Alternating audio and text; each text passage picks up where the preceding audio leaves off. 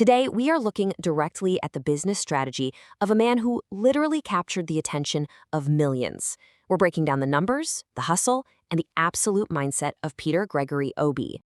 Now, let me ask you a very direct question.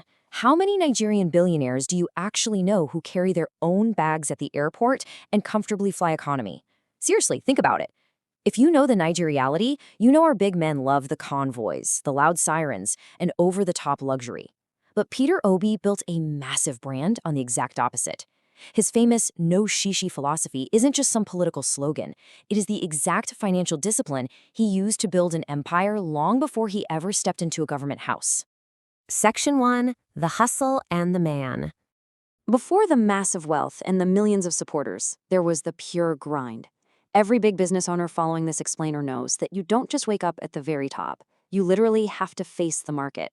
Born in 1961 in Onitsha, Anambra State, Peter Obi didn't start off in a sleek corporate boardroom. No, he started right in the thick of it. After his father passed away, he had to step up and manage the family's grocery business. Notice the location here, Onitsha Market. If you know anything about Nigerian commerce, you know that Onitsha is a harsh, fast-paced school of business. Surviving there means you deeply understand supply, demand, and how to negotiate down to the very last kobo. He was a trader's son who learned the ropes on the streets, just like so many of you hustling and watching this right now. From that grocery business, his street smarts escalated rapidly. According to reports, his investments grew so heavily that he eventually held major shares in 3 commercial banks, including Fidelity Bank. 3 banks. Going from selling daily commodities to sitting as a major banking stakeholder takes extreme focus. You don't make that massive leap by wasting your profits on flashy things to impress people. You make it by reinvesting your capital aggressively. Section 2. Business grind and milestones. Scaling a business in Nigeria is exactly where the boys are separated from the men. Looking at his growth timeline, in the 1980s, it was the family grocery. By the 1990s, he totally upgraded his hustle. He started importing everything from Heinz baked beans and salad cream to beauty products and even champagne. He became the guy supplying the exact things people wanted. By the 2000s, those importing profits were pushed into serious equity, making him a bank shareholder and owner of a brewery. By 2006, that exact business track record pushed him straight into the Anambra State governorship. He literally leveled up step by step. But listen, he didn't rely on street smarts alone. While he was making money, he was busy buying knowledge. He got his philosophy degree from the University of Nigeria, Nsukka, and then continuously funded his own executive education at the Lagos Business School, Harvard, Cambridge, and Kellogg. If you want to play at the absolute highest global levels, your mind needs to be sharp. He understood perfectly that the best return on investment is always. Section 3. Big wins and impact. So, how did this tight business mindset translate when you finally stepped into the public eye? Just look at this comparison. It tells you everything you need to know about his personal spending habits. A typical top-level politician or big man in Nigeria easily drops $4,000 on a Tom Ford suit. Peter Obi famously prefers a $200 suit from Stein Mart and owns just 2 pairs of black shoes from Marks & Spencer. He even refused to buy a car for his 30-year-old son, insisting the young man actually works for it. He aggressively protected state funds the exact same way he protected his business capital. That frugality literally became his absolute superpower. And we saw the pure impact of that brand during the 2023 presidential election. As documented by INEC, Bola Tinubu of the APC won with over 8.7 million votes. Atiku Abubakar of the PDP got nearly 7 million. And Peter Obi, running under the relatively small Labour Party, secured over 6.1 million votes. He captured 26% of the vote as a massive third-party force. This movement was heavily backed by young, urban Nigerians who completely bought into his message of economic production and cutting government waste. And 4. Setbacks and real talk. All right, let's have some real talk.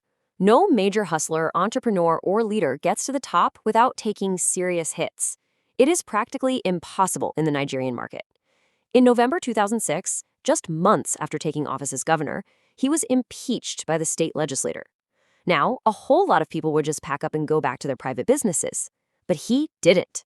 He fought the system straight through the courts. He challenged the impeachment all the way to the Supreme Court of Nigeria and actually won, getting reinstated in 2007.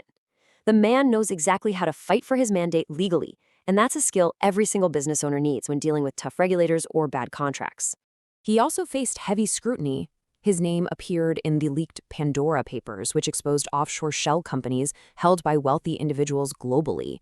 Critics asked serious questions about assets in tax havens.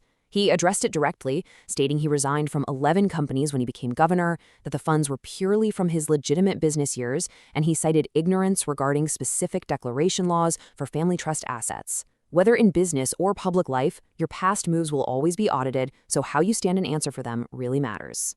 Section 5. 7 Lessons for Entrepreneurs.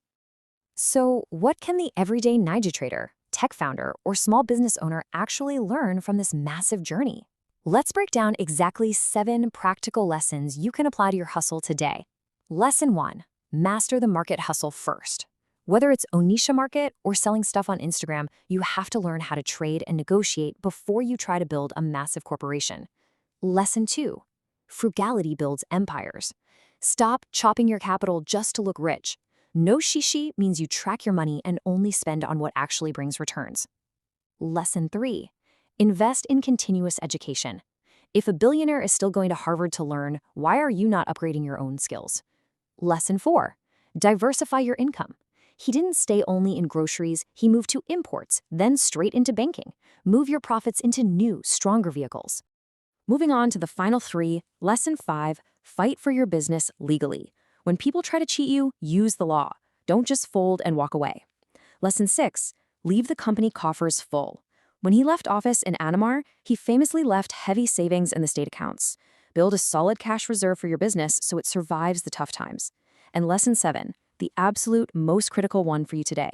Keep extreme records of every single Naira. If you do not track your money, you will lose your money. It is really that simple. Section 6. Final words on discipline.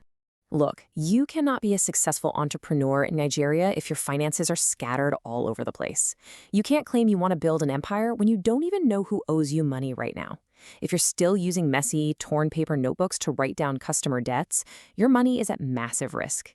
When that book gets lost or wet, your money is gone. Your customers will dodge your calls. That is definitely not how a serious business operates. The smart way is going digital. And this is exactly where a tool like Naira comes in. It totally replaces the chaos with absolute control. With Naira right there on your phone browser, you completely secure your cash flow in 3 smooth steps. First, you just add your customers to the dashboard. Second, you generate clean, professional digital receipts and shoot them straight to their WhatsApp or SMS. Instantly, you look like a much bigger, more serious brand. And third, you set automated payment reminders.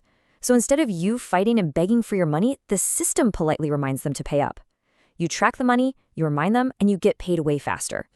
So, the whole point of this explainer comes down to this. Peter Obi built his wealth through intense discipline, avoiding waste, and ruthlessly tracking his investments. Are you applying that exact same energy to your daily sales? Will you finally take control of your business records today? Or will you keep leaving your hard-earned money on the table? Start treating your small hustle like a massive empire. Head over to the comments and let's talk about it.